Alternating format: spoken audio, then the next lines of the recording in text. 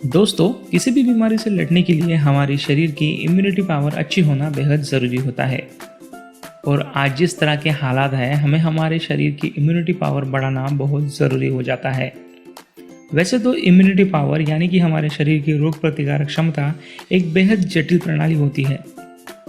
जब भी कोई बाहरी तत्व जैसे कि कोई वायरस या बैक्टीरिया हमारे शरीर में दाखिल होता है, तब हमारे शरीर में मौजूद वाइट ब्लड सेल्स यानी श्वेत रक्त कोशिकाएं इन बाहरी तत्वों से लड़कर इन्हें नष्ट कर देती है, जिससे कि हमारा शरीर और स्वास्थ्य अच्छा रहता है। इनमें फैगोसाइट बैक्टीरिया से लड़ने का काम करते हैं, वही लिम्फोसाइट इन बाहरी बैक्टीरिया का रिकॉर्ड रखने का काम करते हैं, ताकि अगली बार जब भी इस किसी प्रकार के बैक्टीरिया से हम संक्रमित हो, तब हमारे शरीर को पहले से ही पता हो कि हमें इसे किस तरह से निपटना है। आज के इस वीडियो में हम कुछ ऐसे विटामिन और मिनरल्स के बारे में जानेंगे जो डायरेक्टली आपकी इम्यूनिटी बढ़ाने का काम करते हैं। साथ में मैं आपको इनके नेचुरल सोर्सेज भी बताऊंगा। तो दोस्तों, इस वीडियो को पूरा देखिए और वीडियो अगर पसंद आए तो चैनल को सब्सक्राइब कर वीडियो को लाइक ज़रूर कर दीजिए।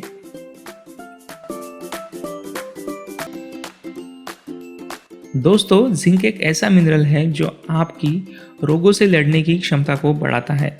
स्टडीज़ में ये पता चला है कि जिन लोगों में जिंक की कमी होती है, वे लोग जल्दी बीमार पड़ते हैं। जिंक आपको कई तरह के संक्रमित रोगों से और बीमारियों से भी बचाता है। अच्छी मात्रा में जिंक होने वाले पदार्थों का सेवन करने से आप सर्दी, जुकाम और श्वसन तंत्र यानी रेस्पिरेटरी सिस्टम से जुड़े कई सारे रोगों से दूर रह सकते हैं। जिंक आपके शरीर की नॉर्मल ग्रोथ के लिए भी काफ़ी ज़रूरी होता है। एक वयस्क पुरुष में जिंक की डेली रिक्वायर्ड वैल्यू होती है 8 मिलीग्राम पर डे।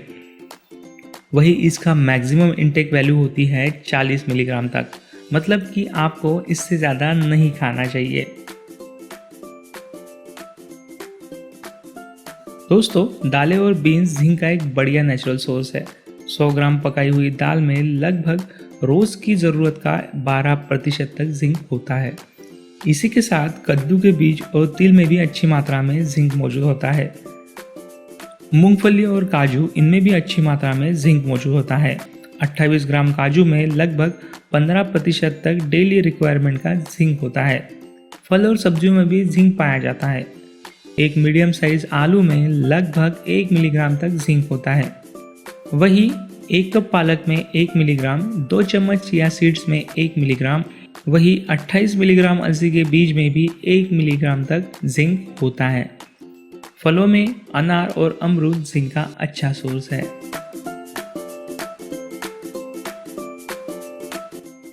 दोस्तों, शायद आपने सेलेनियम के बारे में सुना नहीं होगा। सेलेनियम एक इसेंशियल मिनरल है जो आपकी इम्यूनिटी को बढ़ाता है। HIV, इन्फ्लुएंजा, TB और हेपेटाइटिस C, इन जैसे रोगों में सेलेनियम आपकी इम्यूनिटी रिस्पॉन्स को बढ़ा देता है। साथ ही selenium thyroid, cancer, heart disease, mental illness, asthma, इन रोगों में भी बहुत लाभदायक होता है।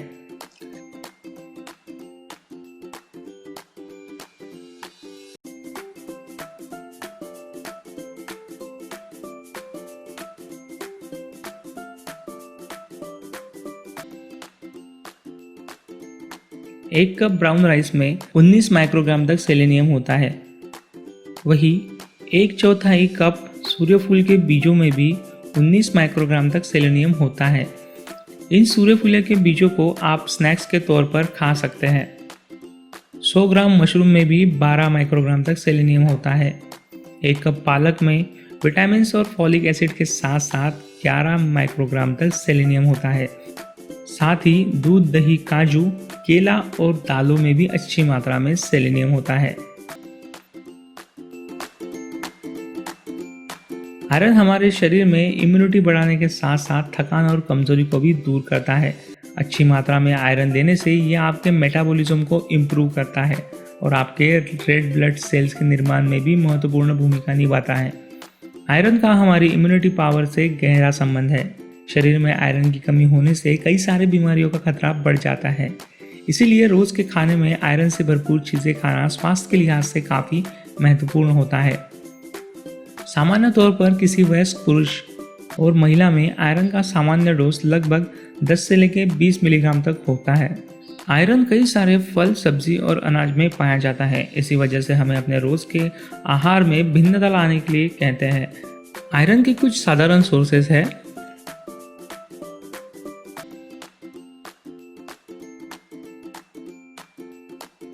यहाँ एक बात गौर करने वाली है दोस्तों कि आयरन से भरपूर खाने के साथ साथ अगर आप विटामिन सी भी खाते हैं तो इससे आपके शरीर में आयरन अच्छी तरह से एब्जॉर्ब होता है, या यूं कहें कि विटामिन सी आपके शरीर में आयरन एब्जॉर्प्शन को बढ़ा देता है। इसीलिए ऐसी चीजें जिनमें आयरन और विटामिन सी होता है, ऐसी चीजों को खाना ज्यादा फायदेमंद होता है।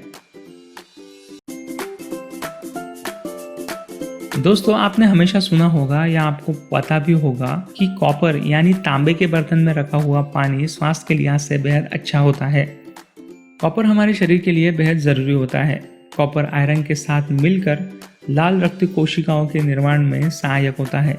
रोज़ के खाने में अच्छी मात्रा में कॉपर लेना आपकी इम्यूनिटी को तो बढ़ाता ही है, साथ ही में ये आपकी हड्डियाँ और दिल इन दोनों को भी मजबूत बनाता है। दोस्तों, वैसे तो कॉपर की कमी हमारे शरीर में आमतौर पर नहीं होती, लेकिन कुछ खास बीमारियां जैसे कि मेंकेस डिसीज में शरीर में कॉपर की मात्रा कम हो जाती है। तांबे के बर्तन में रखा हुआ पानी पीना शायद सबसे बढ़िया कॉपर का डाइटरी सोर्स है। तांबे के बर्तन में रखा हुआ पानी आपकी रोगों से लड़ने की ताकत को बढ़ाता है, आपकी पाचन क्रिया मजबूत बनाता है। यही नहीं, यह पानी आपके शरीर के तीनों दोष यानी वात, पित्त और कफ इन सभी को नियंत्रित करता है। इसलिए आपको सुबह सुबह खाली पेट रात भर तांबे के बर्तन में रखा हुआ पानी पीना चाहिए। स्पाइरुलिना पाउडर हमारे पृथ्वी पर मौजूद सबसे ज़्यादा न्यूट्रिशनल फूड में से एक है। एक चम्मच स्पाइरुलिना पाउडर आपको एक दिन भर में लगने वाले कॉपर की पूर्ति कर देता है। इसी के साथ काजू, बादाम, तिल और पालक, इनमें भी अच्छी मात्रा में कॉपर होता है, जिसे आप बड़ी आसानी से अपने आहार में शामिल कर सकते हैं।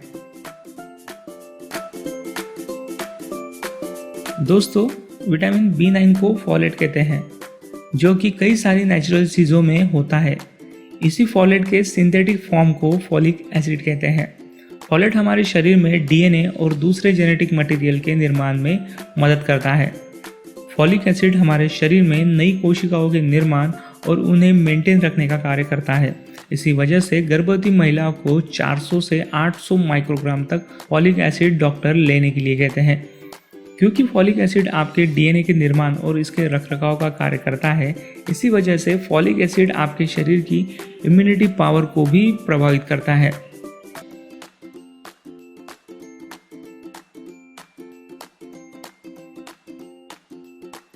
दालें, अनाज, सब्जियां, इन सभी में फॉलेट होता है।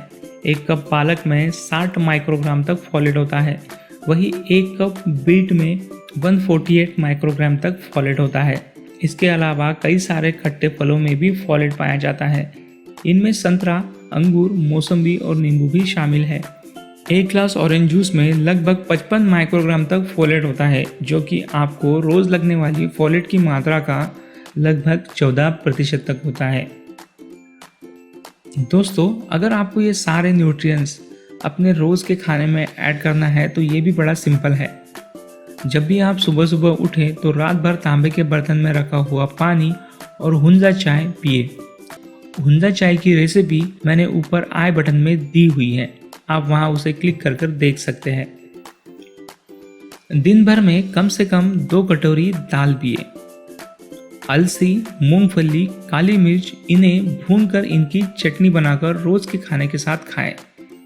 मूंगफली, स्प्राउटेड मूंग, चना, रोस्टेड अलसी, इन्हें आप स्नैक्स के तौर पर भी खा सकते हैं। दिन भर में कम से कम 2 कच्चे टमाटर खाएं।